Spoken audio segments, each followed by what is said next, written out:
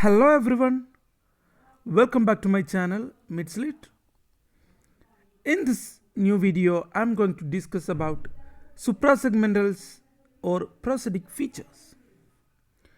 The vowels and consonants that we have studied are called primary phonemes or segmental phonemes as they produce the speech segments. In various combinations, they produce syllables, words, phrases, and sentences. In addition to this, there are some other features affecting speech sounds which are known as suprasegmentals. Suprasegmentals are the external features of language. Stress, pitch, and length are the important suprasegmentals. They are also called secondary phonemes or prosodic phonemes. So, suprasegmentals also known as secondary phonemes or prosodic phonemes. So, which are the suprasegmental phonemes? Stress, pitch, length, intonation, and juncture. So, let's discuss all those things in detail.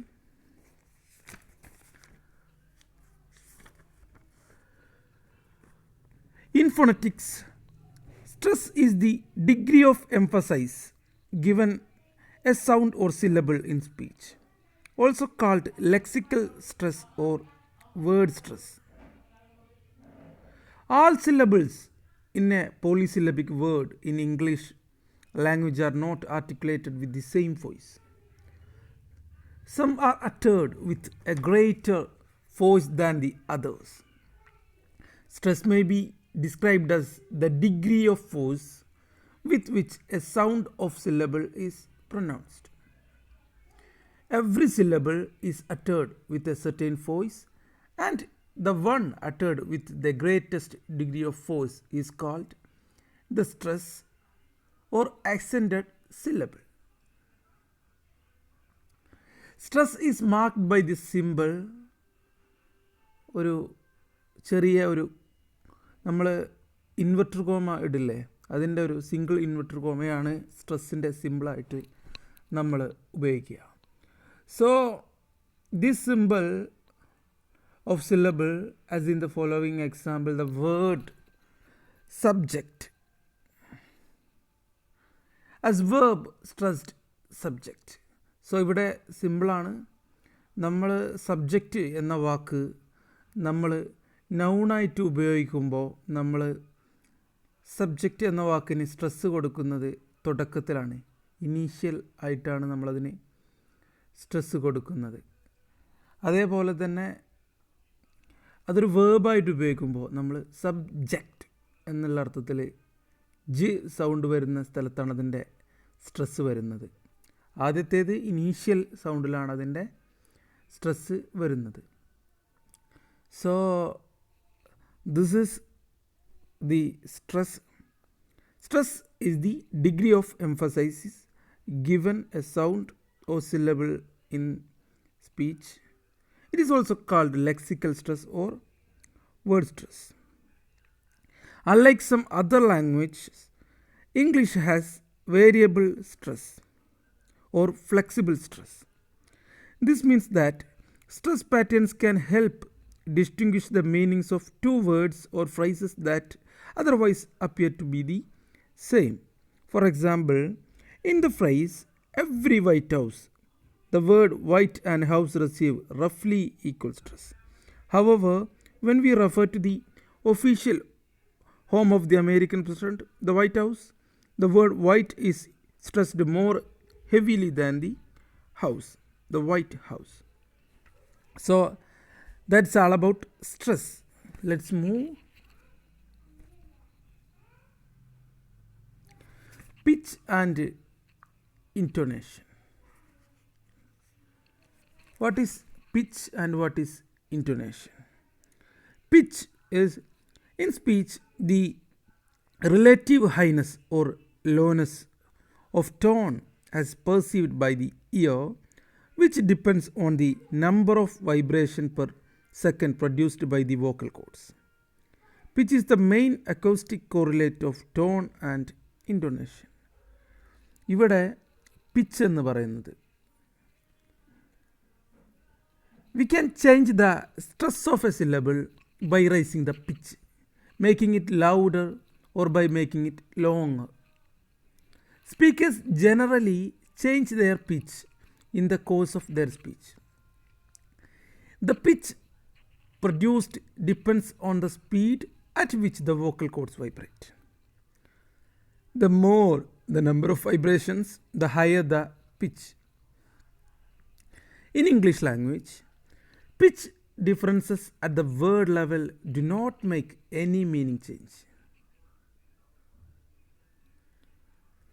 So, in the language English, pitch differences at the word level do not make any meaning change. But in some languages, for example, African language Nupe,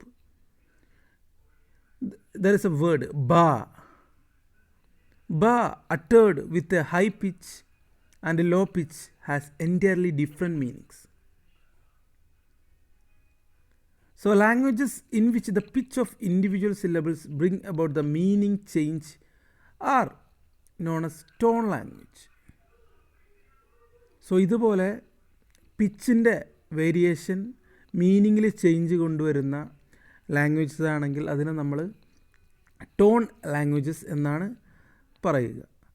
Chinese and Punjabi are typical examples for tone languages. The meaning of the word ma in Chinese varies with the tone. It can mean either mother, hemp, hoist, or scold. So, it varies in meaning according to its pitch. So, that's pitch. Intonation. Intonation refers to significant changes of pitch and stress in relation to utterances.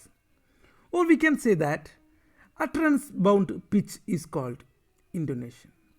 Intonation is the utterance bound pitch.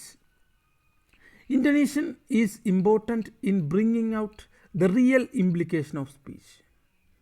The most obvious role of intonation is to express our attitudes and emotion, to show shock or surprise, pleasure or anger, interest or boredom, seriousness or sarcasm. So, intonation will determine the purpose of the speech, the implication, the real implication of the speech. നമ്മുടെ use ചെയ്യണ നമ്മുടെ ഇൻറ്റോണേഷൻ അനുസരിച്ച് നമ്മുടെ mood എന്താണ്, നമ്മൾ ഏത് തരത്തിലുള്ള മെസ്സേജാണ് അവിടെ കൺവേ ചെയ്യാൻ ഉദ്ദേശിക്കുന്നത്, അതൊക്കെ തീരുമാനിക്കുന്നത് ഇൻറ്റോണേഷൻ അനുസരിച്ചാണ്. നമ്മുടേതൊരു ഷോക്കിംഗ് ഒരു സർപ്രൈസ് എക്സ്പ്രസ് ചെയ്യുന്ന ഒരു സ്പീച്ചാണോ, പ്ലഷർ ഓർ ആങ്കർ എക്സ്പ്രസ് ചെയ്യുന്ന സ്പീച്ചാണോ, അല്ലെങ്കിൽ ഇൻട്രസ്റ്റ് ഓർ ബോർഡം എക്സ്പ്രസ് ചെയ്യുന്ന സ്പീച്ചാണോ, സ്പീച്ച് സീരിയസ് ആണോ അതോ സർക്കാസ്റ്റിക് ആണോ, അല്ലെങ്കിൽ അതുപോലെ എന്താണ് നമ്മുടെ പർപ്പസ്, എന്താണ് നമ്മുടെ ഇംപ്ലിക്കേഷൻ, ആ സ്പീച്ചിൻ്റെ റിയൽ ഇംപ്ലിക്കേഷൻ എന്താണെന്നുള്ളത് കൊണ്ടുവരുന്ന ഒരു സംഭവമാണ് ഇൻറ്റോണേഷൻ. Intonation establishes whether the speaker is questioning, agreeing, disagreeing, expressing emotion. So, our grammar of the sentence does not usually give any clues to this effort, any clues regarding the implication of speech. Grammar does not give any clues to the real implications of the speech, but intonation brings out a real implication of speech. So, intonation may act as a marker of personal or social identity. It is partly the characteristic intonation pattern that makes mothers sound like mothers and lovers sound like lovers and officials sound like officials. So, അതാണ് അതിൻ്റെ ഒരു പ്രത്യേകത. അതൊരു real implication സ്പീച്ചിന് കൊണ്ടുവരുന്നു. So there are two type of intonation. two basic intonation types. So, two basic intonation types are falling and rising intonations. So, a pitch movement from a low to a high pitch taking place within a single syllable is referred to as a rising intonation pattern. It is simple. A pitch movement from low to high taking place within a single syllable is called as a rising intonation when we utter the word yes with the pitch of the voice rising. The pitch movement can be represented as yes. So it's falling high to low and low to high. So the pitch movement from low to high it is called rising intonation, and high to low it is called falling intonation. So that's all about pitch and intonation. Let's move. Next is rhythm. Rhythm refers to the regularity of prominent units in speech. In English language, accented syllables occur at more or less the same time interval, irrespective of the unaccented syllable between them. So it is said that English is a language with a stressed timed rhythm. So this indicates that in English, stressed syllables tend to occur at regular intervals of time. It makes a kind of rhythm. There are some languages like French where syllables of utterances, both accented and unaccented, tend to occur at equal time interval. The time taken from one accented syllable to the next is in proportion to the number of unaccented syllables between them. Such languages are said to have syllable timed rhythm. So, two kind of rhythm: syllable timed rhythm. In syllable timed rhythm, both accented and unaccented tend to occur at the equal time intervals. In stressed timed rhythm, accented syllable occur at more or less the same time interval, irrespective of unaccented syllable between them. That is stressed timed rhythm. And syllable timed rhythm is both accented and unaccented tend to occur at equal time intervals, and the time taken from one accented syllable to the next is proportional to the number of unaccented syllable between them. Okay. So examples for stressed timed rhythm is English, and syllable timed rhythm is French. Let's move. Here is some examples. So just read it. Next is juncture. Juncture refers to the phenomenon of pauses in speech. The pause that we make between two words to make out the meaning.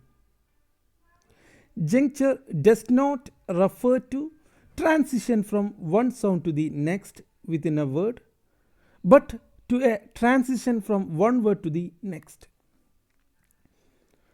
For example, thus the sequence of sounds such as P stalks may either mean P stalks or P stalks. So depending on where the juncture pause is. So a juncture pause can determine the meaning of the text. So that is juncture. Juncture is nothing but it's a pause. Next feature is assimilation. Assimilation is one type of historical change which throws light on the changeable nature of pronunciation. So simply we can define assimilation as the influence of one sound upon the articulation of another so that the sound become more alike. So simply one sound influence the other to change the third. So ഒരു സൗണ്ടിനെ മറ്റൊന്നിൻ്റെ ഇൻഫ്ലുവൻസോട് കൂടിയിട്ട് change ചെയ്യുന്നു. So ഇവിടെ 3 സൗണ്ടുകളുമായി ബന്ധപ്പെട്ട ഒരു ടേമാണ് assimilation എന്ന് പറയുന്നത്. So we notice that the phonetic quality of sound is influenced by the phonetic environment in which it occurs. The sounds that proceed and follow a phoneme have an influence over it, thus affecting its phonetic quality. Assimilation refers to the influence exercised by one sound upon the articulation of another so that the sound become more alike. So I will give you one example. News plus print. There are 2 words, news, print. So when they combine together as newsprint, the sound z sound changed into s sound. News to news, with the influence of p in the word print. So that is the assimilation feature. Simply this change may be allophonic or phonemic. So here the change is phonemic change. The phoneme z in the word news changed to s sound. So here is a phonemic change. Sometimes there will be only a allophonic change. So assimilations are very common in the history of every language. The forward spread of a feature, therefore if the features of phoneme affect the phoneme following it, it is called progressive assimilation. So the forward spread of a feature, if the feature of phoneme affect the phoneme following it, അടുത്തതായിട്ട് വരുന്ന ഫോണീമിനെ മുമ്പുള്ള ഒരു ഫോണീമാണ് influence ചെയ്യുന്നതെങ്കിൽ അതിനെ നമ്മൾ progressive assimilation എന്ന് വിളിക്കും. നേരെ തിരിച്ച് കഴിഞ്ഞു പോയ ഒന്ന് ബാക്കിലോട്ടുള്ളതിനെ ഇൻഫ്ലുവൻസ് ചെയ്യുകയാണെങ്കിൽ അതിനെ നമ്മൾ റിഗ്രസീവ് അസിമിലേഷൻ എന്നും വിളിക്കും. Then reciprocal assimilation, third one. So examples ഒക്കെ ഞാനിവിടെ കൊടുത്തിട്ടുണ്ട്. So regressive assimilation is the result of the following sound influencing the preceding one, as in ink. In the word, the alveolar n sound is replaced by the velar sound ng under the influence of the following velar sound k. So k എന്ന വീലാർ സൗണ്ടിൻ്റെ ഇൻഫ്ലുവൻസിൽ ഇവിടുത്തെ alveolar sound ന് sound ങ് sound ആയിട്ട് മാറി ink. So that is regressive assimilation. So here is an example of progressive assimilation. Cats. So here s sound changed into z sound. That is the example of progressive assimilation, and here is the example of regressive assimilation. Third way of assimilation is reciprocal assimilation. In reciprocal assimilation, the two sounds influence each other and combine to produce a third sound, which is a sort of compromise between the two. So the British pronunciation of issue is difficult for most American, and they habitually use the assimilated issue. So similarly, we have the reciprocal assimilation in the modern pronunciation of the word vision from the earlier vision. So that is the reciprocal assimilation, അങ്ങോട്ടും ഇങ്ങോട്ടും influence ഉള്ളത്. അതാണ് reciprocal. Progressive ആണെങ്കിൽ അടുത്ത് വരുന്നതിന് influence ചെയ്യുന്നത്. പിന്നെ regressive ആണെന്നുണ്ടെങ്കിൽ ബാക്കിലോട്ട് ഇൻഫ്ലുവൻസ് ചെയ്യുന്നത്. വളരെ സിമ്പിളാണത്, കൺഫ്യൂഷൻ ആവേണ്ട കാര്യം ഇല്ല. Next one, elision. The word elision refers to the omission of sounds or syllables or words. Elision is an unavoidable feature of informal discourse. Sometimes a sound which exists in a word said in isolation is dropped in a compound word or connected speech in order to maintain the characteristic rhythm of English.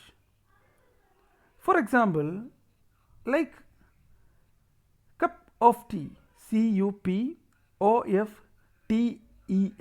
cup of tea. When we speak the word cup of tea, the sound f or the letter f elided from this word, so we pronounce like cup of tea. And after a while, next example, AFTERAWHILE, after a while, when we pronounce this word after a while, after a while, so the sound A is elided here. So we notice this feature.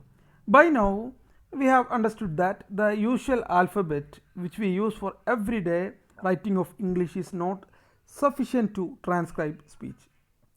So we know that ഈ നമ്മൾ ഉപയോഗിക്കുന്ന writing മെത്തേഡും നമ്മൾ transcribe ചെയ്യുന്ന സ്പീച്ചും തമ്മിൽ വ്യത്യാസം ഉണ്ടായിരിക്കും. അത് നമ്മൾ ഇതിനകം മനസ്സിലാക്കി കഴിഞ്ഞിട്ടുണ്ട്. So there are only 26 basic letters in English language, but we have more than 40 basic sounds or phonemes, exactly 44 sounds in English language. So that's all about elision and suprasegmental features. Thank you. See you in next video. Bye.